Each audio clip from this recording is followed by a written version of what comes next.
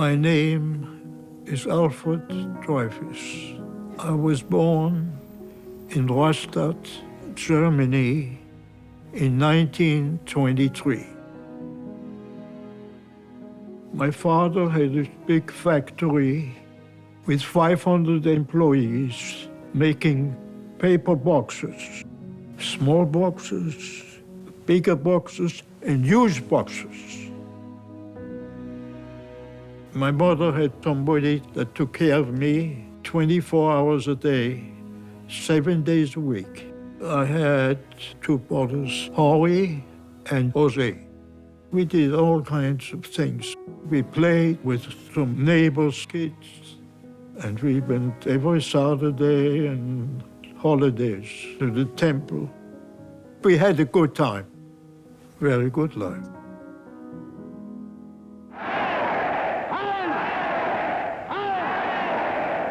3 weeks after Hitler became the president of Germany, my teacher said, "You dirty Jew, I don't want to see you in my class again." I was 9 years old. Some of the kids beat me up. I went home, I took my father, and he went to the people in charge, and they said, "Mr. Dreyfus,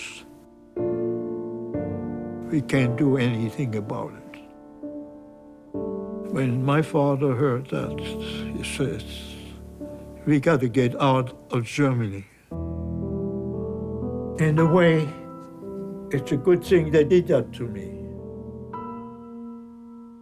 because I don't think my father would have left Germany.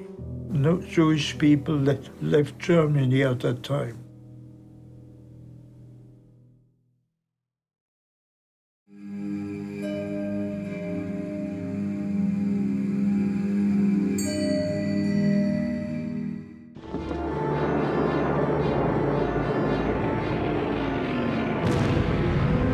When World War II started, we lived in Pontoise, near Paris. My father was arrested and put in the camp with all the German men, whether they were Jewish or not Jewish. My mother and my two brothers and I, we were interrogated for a whole day with the French police, and in the evening they let us go.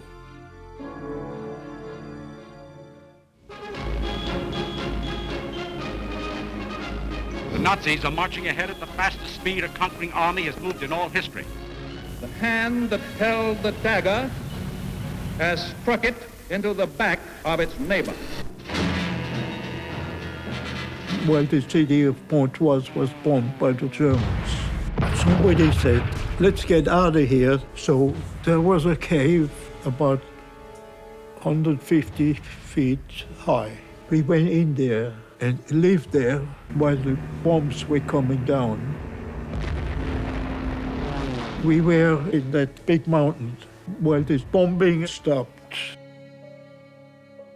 We came home to eat breakfast.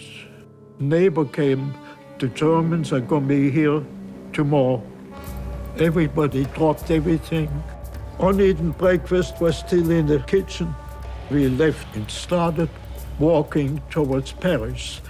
No trains, everybody was going, young, old, everyone.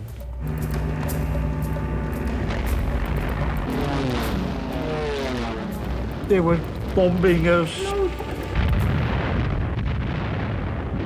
A lot of people were killed or injured. Nobody dared to help. Luckily, we were not killed. We arrived in Paris. There must have been 1 million people there that wanted to get the trains. From the loudspeaker, they told us, "Please leave this place right away. The Germans are coming here and bombing this train station." So we didn't know what to do. Then my mother saw a train sitting 5 rails from the building, And we went in the train and fell asleep. At 5 o'clock in the morning, the train went south.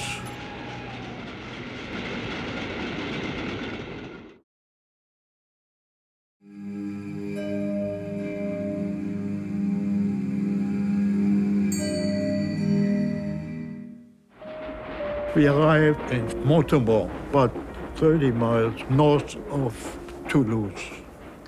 We lived in a place where a guy had his pigs, no beds, no chairs. He gave us some hay. We slept on the hay. There was a door, but there was no lock, no toilet. We all had to go in the wood. We took some leaves for toilet paper. It was bad.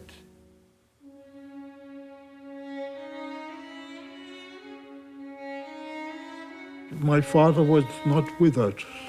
He was still in the camp. The moment the Germans took over the camp, they let everybody go except Jewish ones had to stay. And then the Nazis interrogated people. You could hear them screaming. There was a German officer that was in charge of the camp in World War I, was in Russia. And my father was in Russia in World War I, so they became friends. One day he said to my father, "You disappear tonight," because it was his time to be interrogated. So he left and he went back to Pontoise. When he got back to Pontoise, my father found the breakfast still sitting there. He didn't know where we were. So he stayed in that apartment. One day, 3:30 in the morning, "Open up, police." He didn't open the door. He had bought a rope ladder. So he threw down the ladder from the 3rd floor. He went around that ladder and went into that cave, and they couldn't find him. Later on, he went to his factory in Pontoise. The manager of his factory said, "We know where your wife and your kids are." When my father came back to us, we were very, very happy.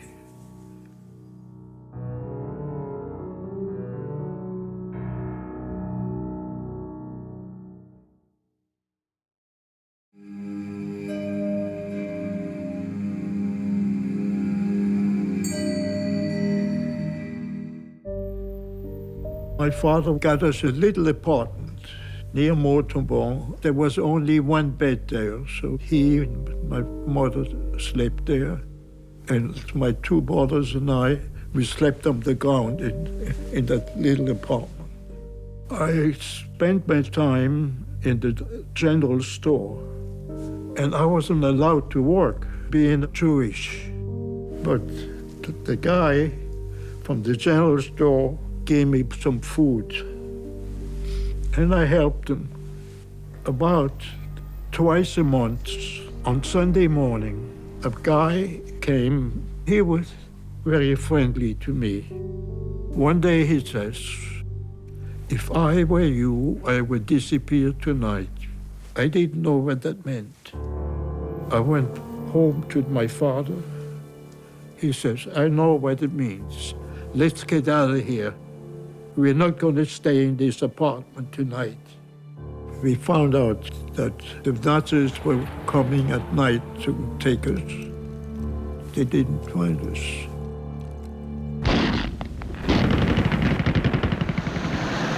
Two months later, my father heard from his secretary they found a place where you could get some false identity papers in Toulouse. So at 4 o'clock in the morning, we went to Toulouse.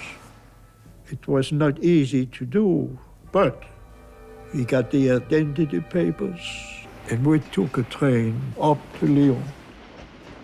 Every station, the Nazis came, they asked for your identity papers. And many Jews had false papers, but they looked Jewish. So on the train, in front of the kids and women and other people, all the men had to get their pants down to see if he was Jewish. A lot of people were arrested on that train. Maybe we didn't look Jewish, but we were lucky. In Lyon, my parents stayed with friends. The man was Jewish, and his wife and his daughter were not Jewish. About 2 or 3 months later, the Nazis came, 3:30 at night. They beat him to death in front of his daughter and his wife. They beat him to death in front of his family. That's the Nazis.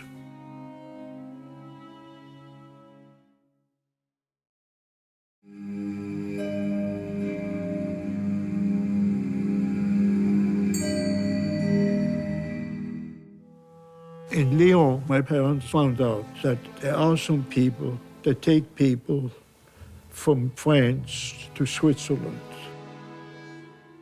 We found a guy. He was a smuggler. My father gave him some money. It was snowing, and we walked all day over the mountains. It wasn't easy because we could see Nazi police coming up the mountain. We went as fast as we could down in Switzerland. All of a sudden, from behind a tree, stop! A police with a gun. What are you doing here? So we told him what we're doing. So he took us all the way down to the other side, to the big building. There must have been over 1,000 people there, most of them Jewish, that wanted to stay in Switzerland.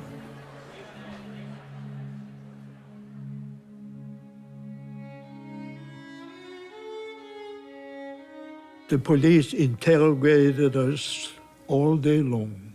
Late in the afternoon, they said, "Is that child your child?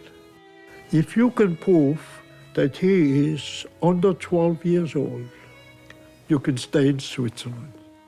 That was my youngest brother, Jose. He was 2 months before he was going to be 12. Now we had to prove it. My father, he had an aunt in Switzerland, and they could tell the police, yes, they got a son that's less than 12 years old. All the other people were put on a big bus and turned over to the Nazis.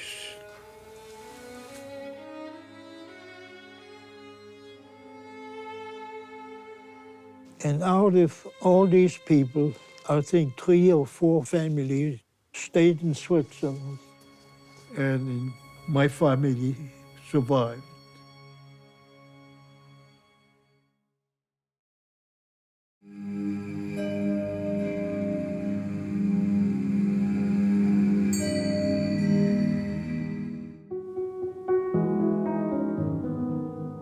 We lived still in Switzerland when we found out that the Americans were landing in France. We were so lucky, so happy. Every day, all day long. Oh, that's the best day in a long time in our life. My father, he was always a few feet in front of the Nazis. So many things could have happened, bad things, and each time we got that close from being arrested and killed.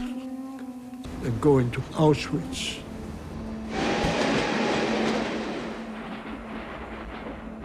I think God helped us.